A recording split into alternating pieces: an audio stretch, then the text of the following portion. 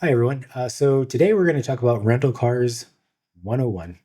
And the reason we're talking about rental cars today is because I just received a fine related to a rental that I made in September of last year.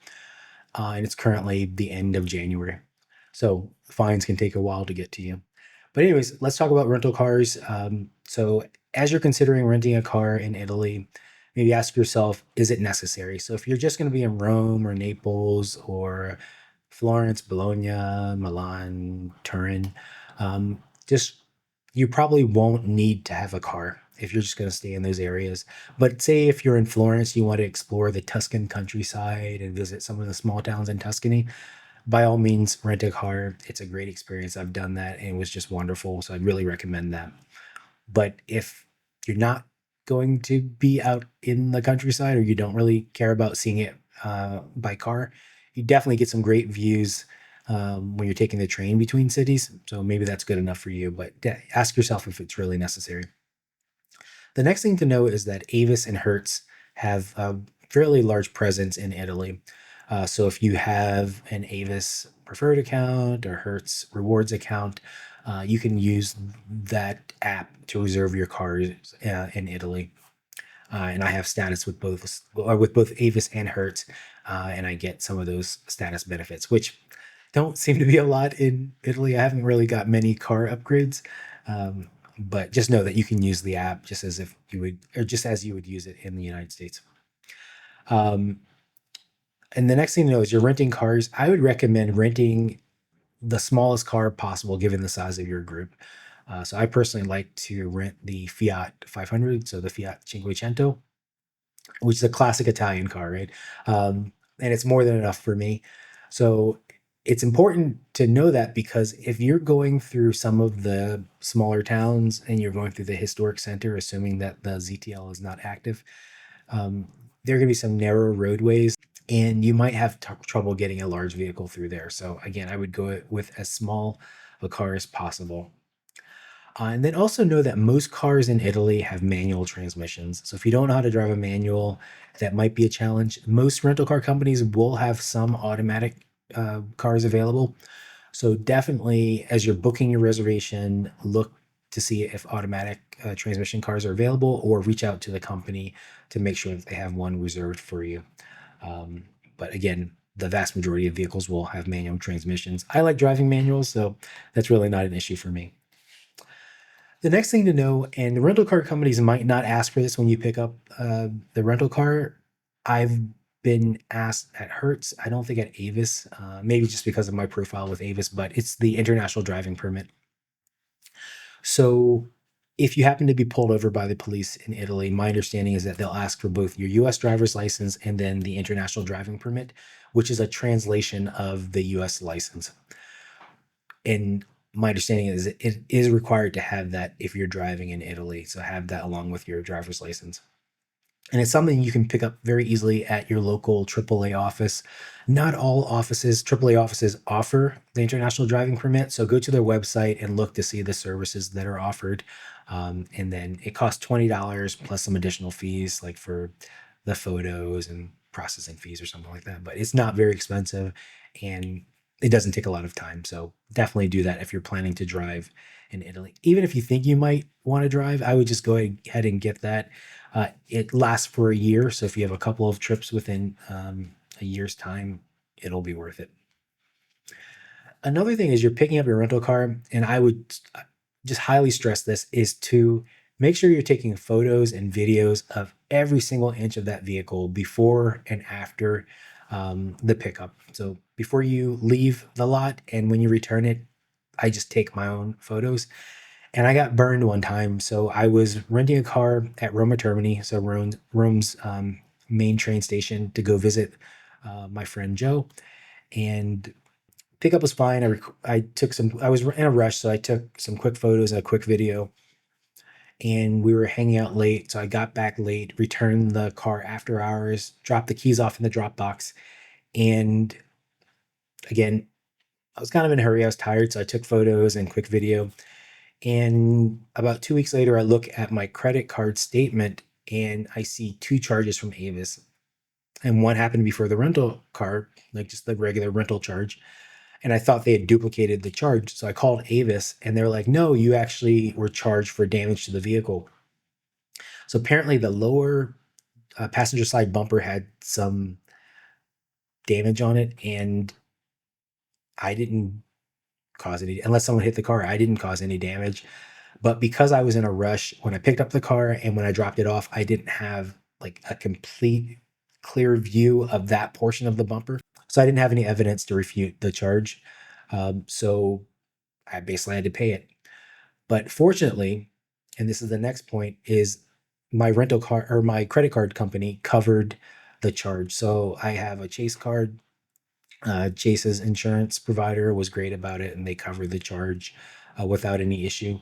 But know that certain credit card companies do not provide rental car protection in Italy. And a big one is American Express. So American Express just clearly says that they do not cover rental cars in Italy. So just be aware of that if you're planning to use your American Express card. City and or Chase, and I believe City also will cover rental cars in Italy, but double check on that before you make your reservation. The next thing I would recommend is downloading offline maps. So if you're driving, say, through Tuscany and you're in these small towns, most will have decent cell coverage, but I I was just in Tuscany maybe 6 or 7 months ago, and I was driving between towns, and there were places where I had zero cell coverage. But fortunately, I had downloaded the maps through Apple Maps, and I could use those maps offline. So definitely download Apple Maps and Google Maps offline versions. And then make sure your rental car has CarPlay or Android Auto so that you can use the navigation screen in the vehicle so that you're not looking down at your phone, which obviously is pretty dangerous. But as you're driving through Italy, you're going to be just in this new country with new signs and different words and all that. And you want to focus on the road, right? And so if you can have CarPlay in English with distances and miles on a large screen, navigation screen, it's just going to make things so much easier. I did rent a car that actually when I was in Tuscany, and it didn't have CarPlay, and I should have just gone back to the rental car place and asked for a different car, but I was like, it's not going to be a big deal. It was a big deal, and I wish I'd done that because it was just such a pain to not have the maps on that large screen there. So yeah, do that. Also, know the names of Italian cities in Italian. So most times it's pretty obvious, but like for instance, Florence. Florence in Italian is Firenze. Venice in Italian is Venezia. So there will be certain cities in Italy where the name is not very similar. The Italian name is not very similar to the English name. So just be sure you know the names of the cities in Italian, and that'll help you when you're driving, but also when you're making reservations for train travel as well. Also, know some of the traffic signs. So there's some great videos on YouTube about traffic signs. I'll put some of the signs up on the screen right now, but some of the big ones, if you're in the city, like the no parking sign, so Passo Caribile, and then ZTL, so Zona Trafficato Limitato, means that it's a no traffic zone. Generally, it's during certain hours, and it'll say Activa or non Activa. Um, if it's Activa, that means you can't go in without getting a fine. And I, when I was in Florence last year, I went into one with my rental car and ended up getting a fine. So keep that in mind. Um, Speed limits. There will be automated speed checks in Italy on the Autostrada. I think it's called Speed Tutor or something like that. You'll see like the overhead speed check, and they also have speed checks in the cities too. So just keep an eye out and make sure you're staying under the speed limit, or at least when you approach the automatic speed checks. And just know that there are fast drivers in Italy. Like I've been driving like 70, 80 miles per hour, and there will be just cars that fly past me. So I give them their space and let them do their thing. But just know you'll encounter some very fast drivers in Italy, and just, yeah, give them their space. Um, as you're driving on the Autostrada, you'll encounter tolls. So the important thing to know is that most tolls in Italy will accept credit cards. So I was in Italy sometime last year, and I was in this long line waiting to pay tolls.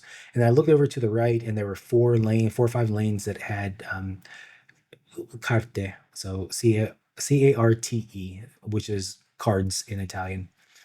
And I'm like, okay, if those lanes accept cards, credit cards, why is everyone sort of waiting in this line here? So I kind of scooched my way over and went into those lanes, and sure enough, the lanes accepted credit cards, and I just paid with my card and went on about my business. So don't really know why people were waiting in that line.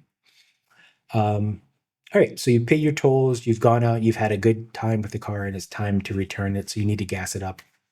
So I've had trouble using my credit cards in many gas stations in Italy. If they're like on the autostrada, like at the service station, I've had fewer problems. But certainly, like the smaller independent gas stations that are on the side of the roads in the cities, some that are like after hours, they're unstaffed. More times than not, I've had trouble paying with my credit cards or even debit cards with those machines. So, say if you're returning after hours at Roma Termini, there's a small little gas station close to Roma Termini that's open after hours without an attendant. Again, I don't recommend returning after hours, but if you need to, just have like 20 or 40 euros to put into the machine just in case your card doesn't work there. And then speaking of gas stations, so the name for gasoline in Italian is different. So you'll see 2 words. You'll see gas oil or gasolio, and you'll see benzina. And you might think that gasolio is the what you need for your car, like gasoline, but gasolio is diesel. So olio is oil, so gas oil. What you want for your rental car, most often than not, if it's not a diesel vehicle, is benzina. So that's the word for gasoline. So look for that. Again, be careful returning after hours. Check your credit card statement for any unusual charges.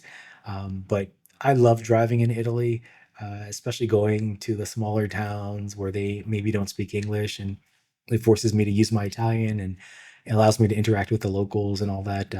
Just such a great experience. So if you decide to do that, have a great time, be safe, and yeah, if you like this video, please be sure to like and subscribe. It's a fairly new channel here, so I'm trying to grow my channel.